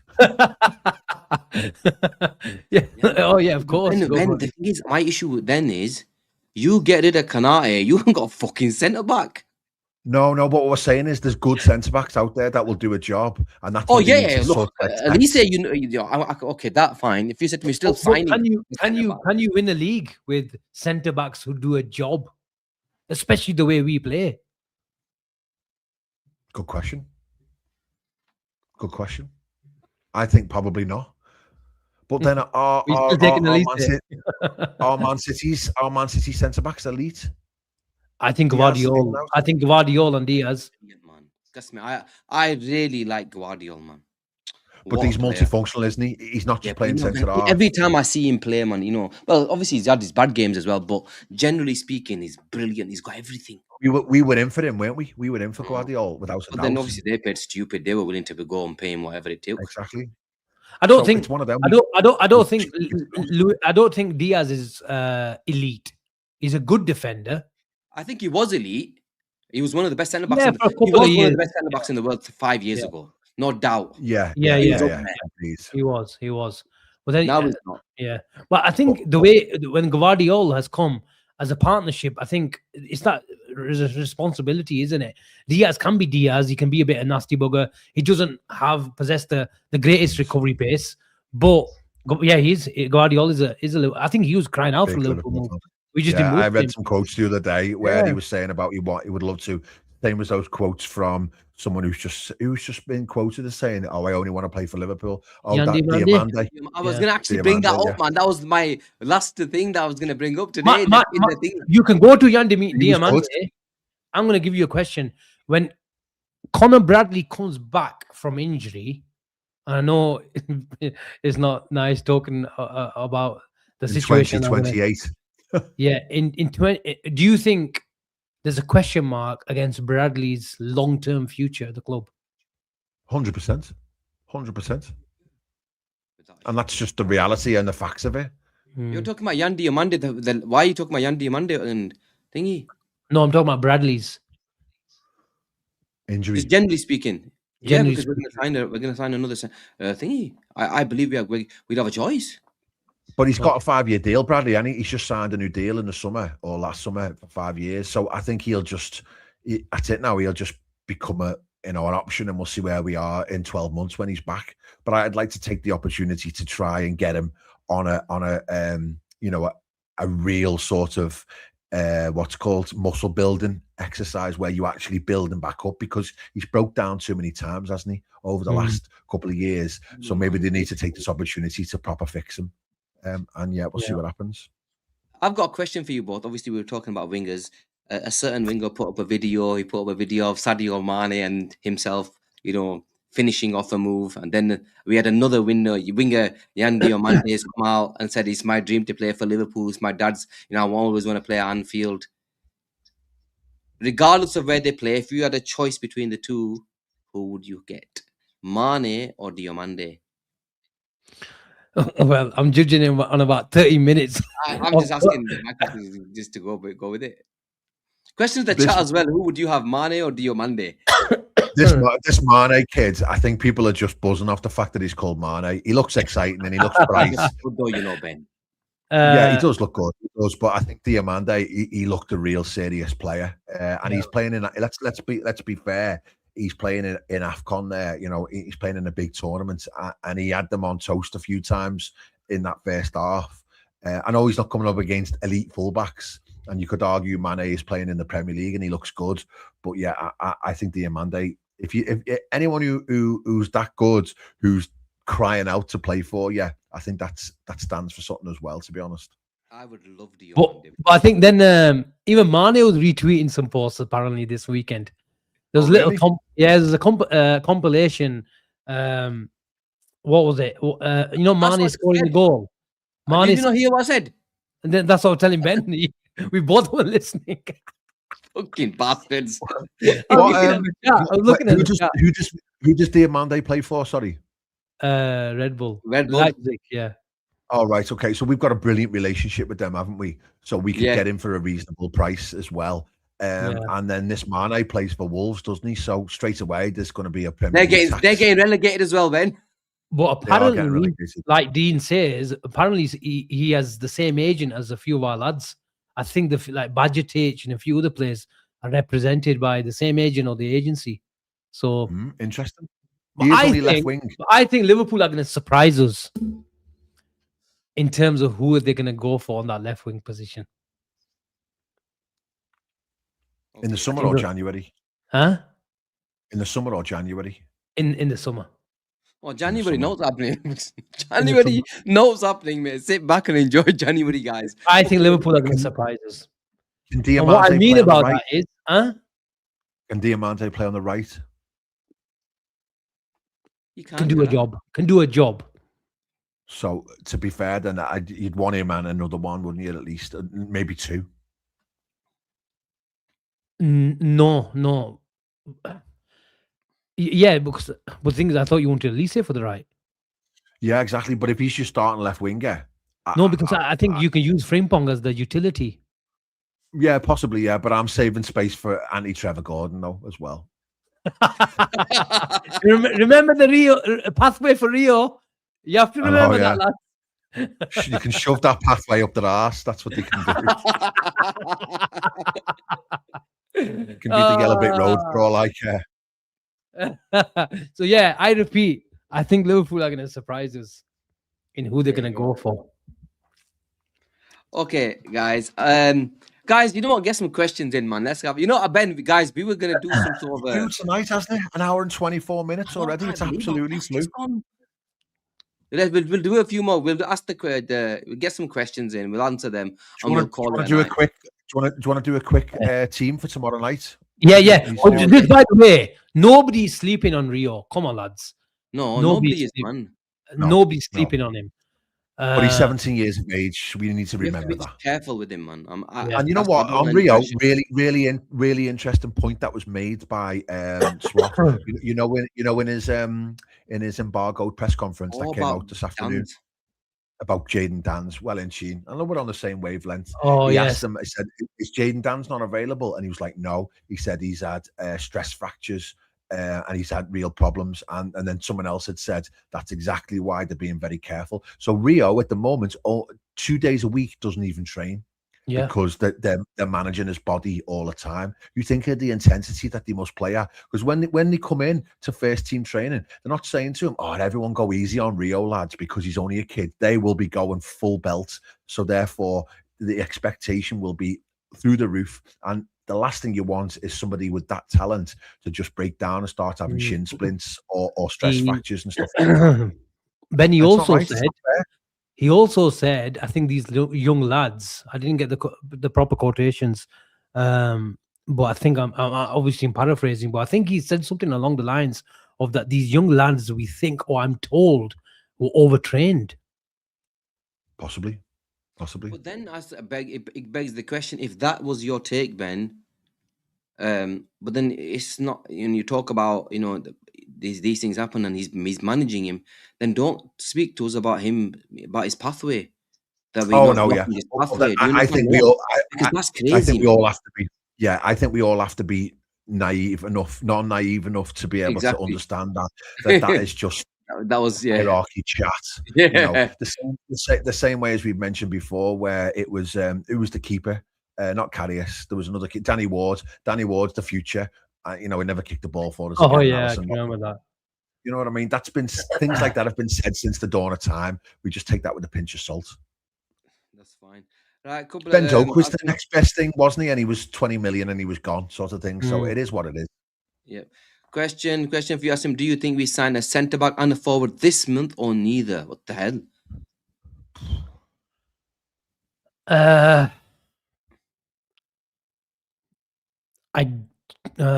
don't. No, I don't think we sign as forward. I think we'll sign a versatile defender. Ben, it was a question to Ben, but you can have it as well. Asim, but you can have it as well, Ben. Do we do anything this same January? Answer exactly the same answer as Asim. No forward, and I think that Reed might be an option that they might look at. Okay, I think we're getting jack shit. That's on. Asim, they're asking what are you on about surprises? I think the surprise is I think the name has not been mentioned. Okay. That's the surprise. Or not mentioned enough. Fair play. Who hasn't been mentioned? That's a possibility. I know that means that we by default would mention him, but who hasn't been mentioned realistically? Who's available in the summer? Morgan Rogers. Keenan Yildiz. Shout. Good shouts. But Rodrigo. No, I think these guys have been mentioned. They're mentioned, innit? Proper mentions I'm talking about. Not half-hearted mentions. Vinicius Jr. Yeah, let him come and destroy the changing room. Why not? Quick one. Rodgers or Barcola from the left-hand side? Rodgers all day for me. Backholer. Barcola. Just because I think he's a better winger than Rodgers. Yeah, Yeah, no, I think Barcola's got potential. I just want players who I Barcola. can guarantee.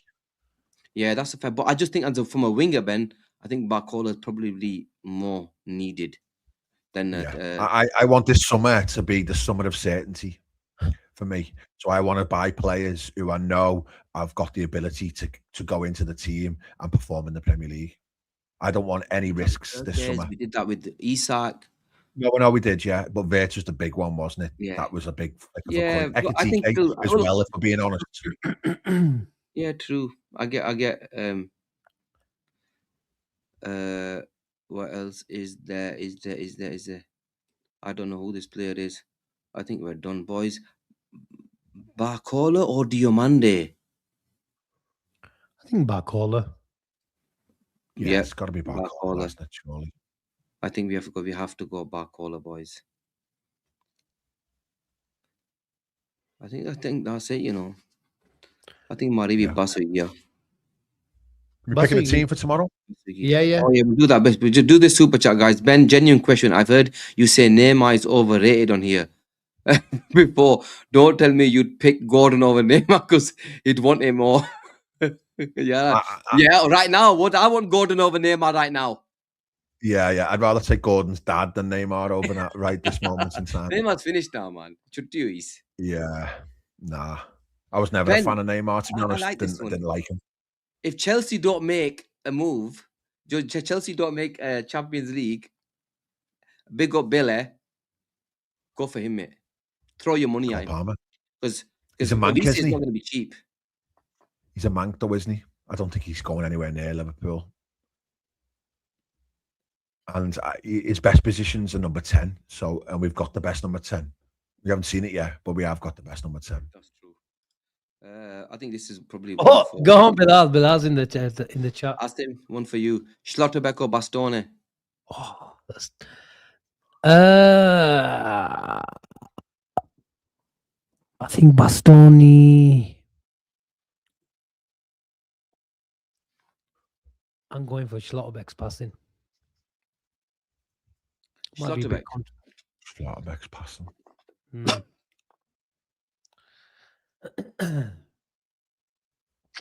Are you going Bastoni?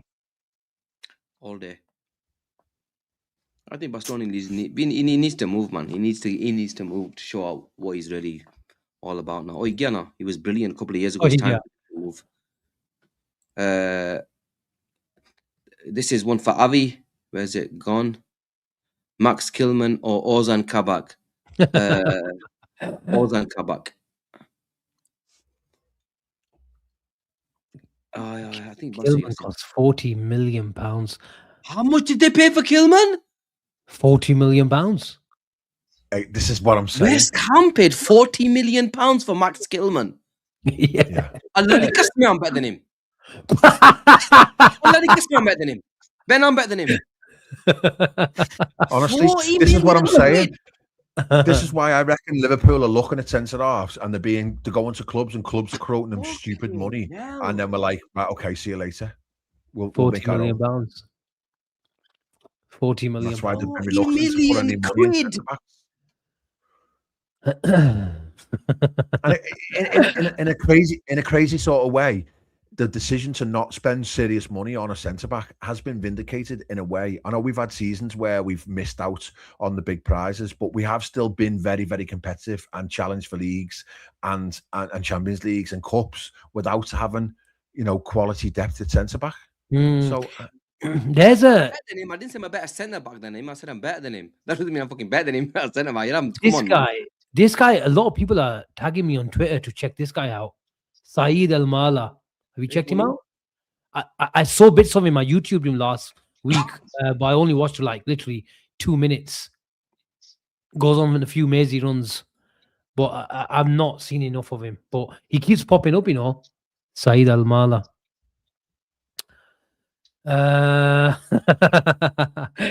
Malcolm Luther King or Nelson Mandela. Any supers? By the way, there's still 600 people here at 11:10 on a Sunday night. Come on. It is a catastrophe that we can't get up to 300 likes whilst on air. Come on, people. Don't do this to us. By the way, you guys, Ben, you didn't give me your back four in 2028. 2020 back four. Off the top of Bradley. my head. Bradley. Yeah, Bradley. Yeah. Honestly. So we're saying Kirkes. We're saying I think Guay. I think they will get him in the summer.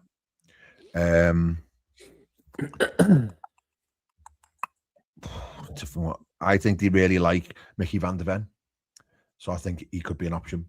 Ooh. And I think the right back. I think there'll be another right back come in. A flick of a coin, maybe this Reed guy, or they'll look at another defensive right back. Okay. Very hard. Do you think how we've been playing and been faced with the physicality of this league, how the obsession for set pieces, rightly so as well, because we keep conceding on set pieces, but in terms of the manager, how much he's been speaking about it, how much he's been talking about the differences, the long throws, all that sort of stuff, where you see a different type of player come in, not just in the defensive areas, but I'm looking at someone, someone like who's the ex Fiorentina right back who plays for Brentford. Bradford's. Come on, Kioande or something. No, gone. He's gone. Coyote. Do you think Liverpool change a bit of tactic in terms of who they go for?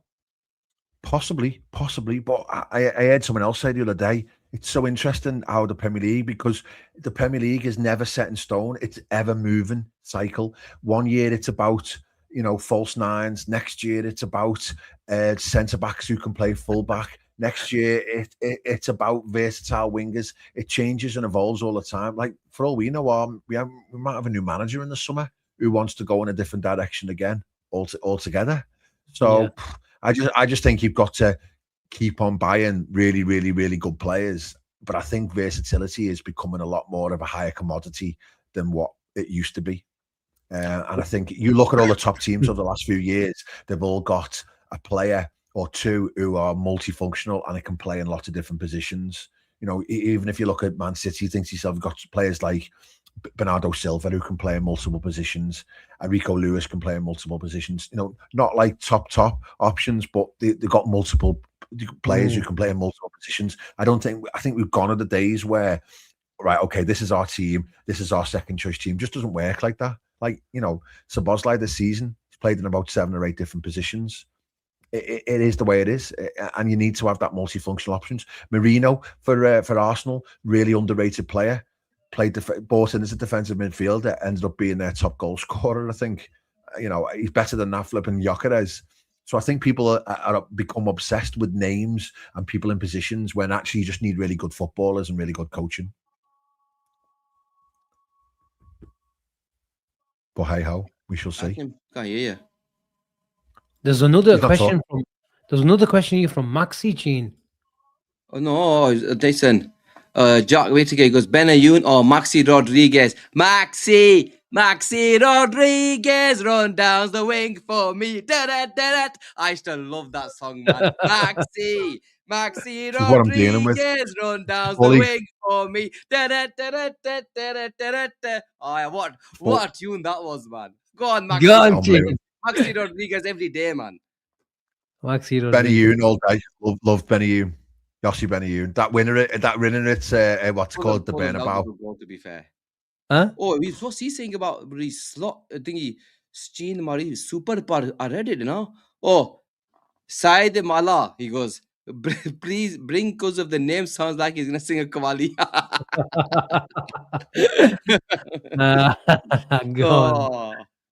There's one for you, Ben.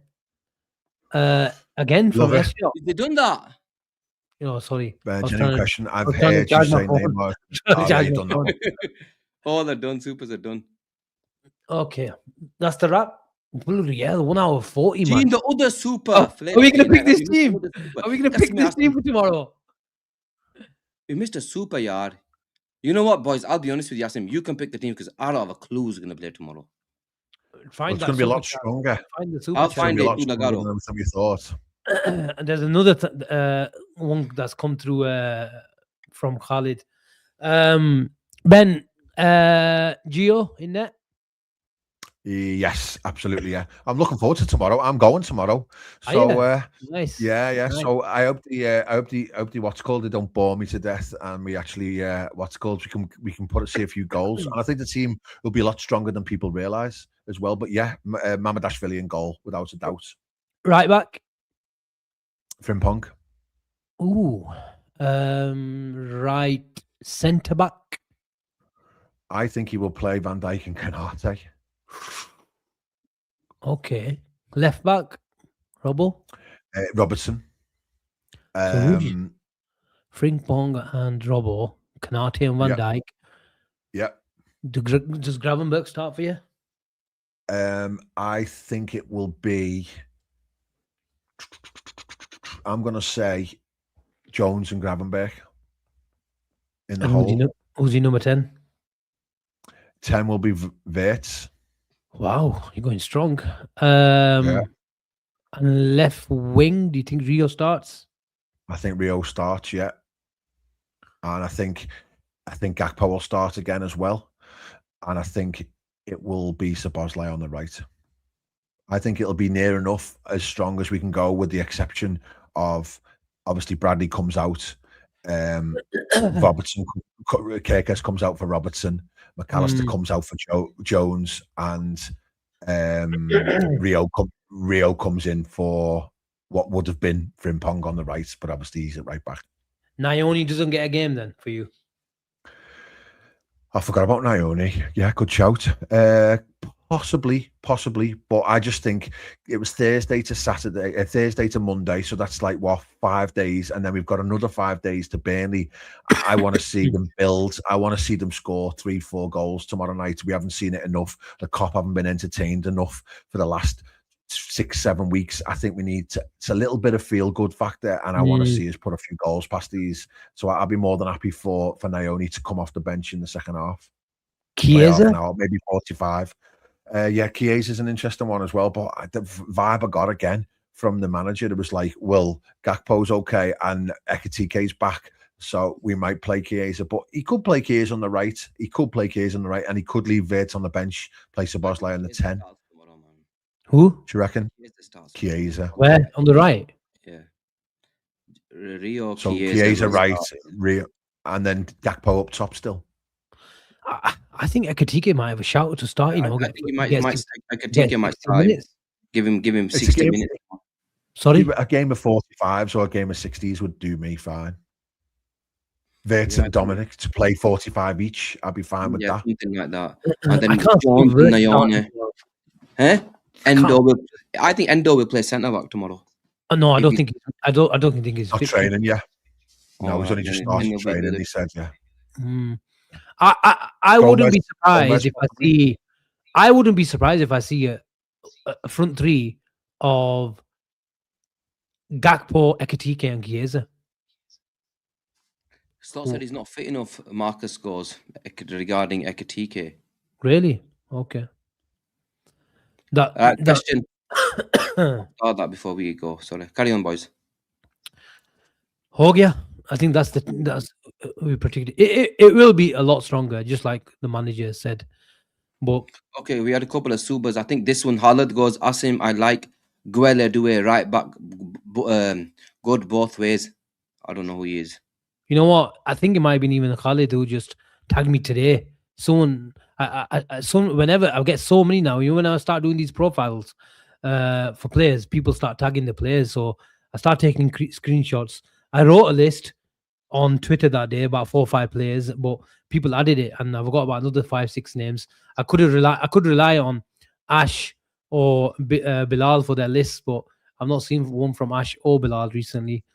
So I have to rely on these screenshots. But keep these names coming up. I like checking players out. I like doing profile checks. So thank you very much for that. Guys, Do you want to see Ramsey play tomorrow? I don't want to see him play personally. I don't mind. I don't mind seeing Ramsey. Maybe. Yeah, I don't mind. I think I fucking want to see him again. I don't mind. See him play football. But I think Ali, is it this one? I hope it is that I missed out. It goes, only who can never box off his Spurs Bulija. Yeah, they can't box off shit. They've never been able to box off deals, and when they do, they pay stupid money for them. But to be fair, about 10 years ago, they had a good team, man. They bought the right players then, but then obviously they lost quite a bit. Right, before we go, boys. Gini Wijnaldum every single day of the week and twice on Sunday. The most underrated player, one of the most underrated player at Liverpool ever. And you only realize how good he was and what he provided Liverpool when he went. And in the world of social media, players like Gini Wijnaldum don't get the respect they deserve. Yeah, he was brilliant. Because we're all like output merchants. I have to give him a lot of credit. A lot of credit. Come on, you just want to say McAllister. I know you too well. Just say it so we can move on. World Cup winner. I don't care. Bloody thingy. Jimmy Traore is a Champions League winner. So is Gio Wijnaldum. True.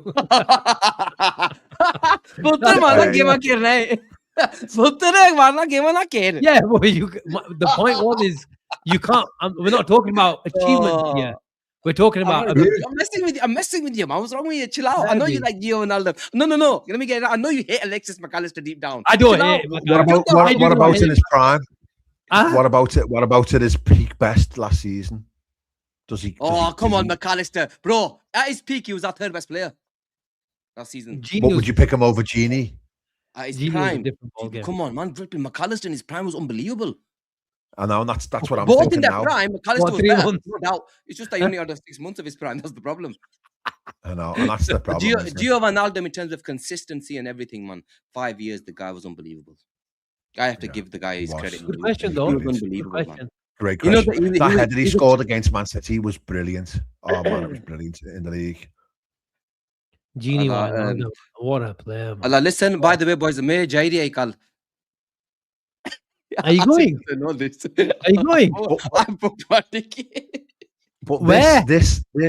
Ben, listen, I'm taking a couple of days holiday, yeah? So make cover for me for the next couple of days. You ain't going nowhere, man. I'm going Tuesday. Hey, you get more holidays than flipping soft Joe. You do, lads. He's taking his laptop. I ain't covering shit. He's taking his laptop. I can't do a show on Wednesday, though. Why? Where are you going? This is the game. What's the game? I'm thinking about going to the game, you know. Which game? Egypt. Oh, you're going to the game, man. I just don't take any if you want to come. Who's the thing? T. T-Box day off, man. T, I did. Where is T-Box day off, Hija.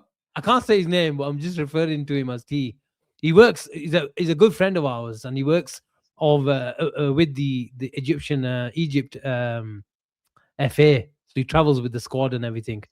So you know what? I might send you just to get an exclusive interview with Muhammad. Because he wants fucking content. Yeah, now he wants me to go. Where is it? It's in Tangier. Agadir. No, that's why he's going. Where is it? It's in Tangier, man. Oh yeah, whatever. Yeah. You land in Agadir, don't you? It's miles away, yeah. It's thingy, man. Gonna be chilling. We know what they call Agadir. We know what they call Agadir. That's bad news, yeah. Like, come on, man. I'm going to Tangier. Yeah, come on, man. But I'm doing. Look, it's not confirmed. I don't know. Yeah, I had to ask Asim for the thingy. You know, it's very, very clever. He asks me on the show because he knows it'll be a lot more abuse behind the scenes. Super for us. Yeah. If Egypt get to the AFCON final, should we do a King watch along? 100%, man. No, we have to do that, Ben. We have to. Yeah, we have to do that. We'll have machines waving from the stands. If they get to the final, I'm fucking straight Honestly. to the final. If they win, I'm honestly- I can do it myself. But before we go, any super chat, Ben, loved Genie, but his last season embarrassing. Remember when he stopped playing versus Madrid ball, watching embarrassing. Yeah, it was. He did sort of down tools towards his end, didn't he? Yeah, but but you know yeah, what? He did deserve another year's contract, if I'm honest. But you know what, Jallo, he got his contract PSG. Now he's at Saudi. He's making coin there. Enjoy yourself, man. Yeah, Mariashi. absolutely. Yeah. Oh, come on, Halad. Is that even a question? You shouldn't even. The funny thing is, I love there was Sadio Mane. loads and loads of people at the time saying that we sold the wrong person. Loads of Yeah, people yeah, saying yeah. There were. Bro, loads, and it was. but- It couldn't have been more nonsense. But Honestly, these questions, though, these either or, this is part of this game that I'm going to run with us in the next few weeks, Man, where we do you a having best a- 11, a best Liverpool 11, but it's in a draft format. So Oh, once wow. you pick somebody in your team, nobody else can pick that player. And at the end of the game, we'll see who's got the best. When should we do that, Ben? Whenever you want to do it. Probably when Soft Lad's in Tangier. Fuck off! I want to do it. Yeah, no. We need Avi as well, but we obviously yeah. can't get Avi tonight. He's too busy filling his We'll face. do it. Ideally, we'll sort night. it out. We'll sort it out. Friday night or something like that. We'll get it in the next couple of weeks. Maybe Yeah, we'll sort it because out. we've got an international break, not for another couple of months, have we? So yeah, we'll do it. We'll do it soon when we're in a good mood and we just won. Oh, 1 hour 50. Do you look at that? Oh, see, when I host, time flies, me. You don't even realize where the time goes. And this is a show that we didn't even have anything to talk about. Okay, no, I should host. No, I shouldn't. Asim, Yes, you should host. Anyway, guys, it's been a pleasure. Smash that like button. Subscribe to the channel if you haven't done already. I'm sure we will be going tomorrow. There's no watch along tomorrow, but I think we will be doing a show after the game. Big up to everyone, man, and honestly, thank you for the love and everything. And we will see you tomorrow. There will be a transfer daily. Don't know what the fuck I'm going to talk about at 1 o'clock, but hopefully something. Oh, you're doing a transfer daily? See, this is the thing, innit? I do the show. Ask him when he's doing his fucking transfer daily. Now there's no news. Guy doesn't want to do him. No, because that's what you know why he's doing. He's doing these transfer days because he's about to put his he's about to put his transfer in for holidays. That's why he's doing transfer days. You're a very clever lad, man. Why do you think I got in the brownie points so he can't say you can't go? I'm gonna say shut the fuck up. I've done 6 shows in 3 days. Listen, we'll carry on this conversation on backstage, man. Don't worry worry about that. Anyway, take care, everyone. See you there. See you later, guys. Bye.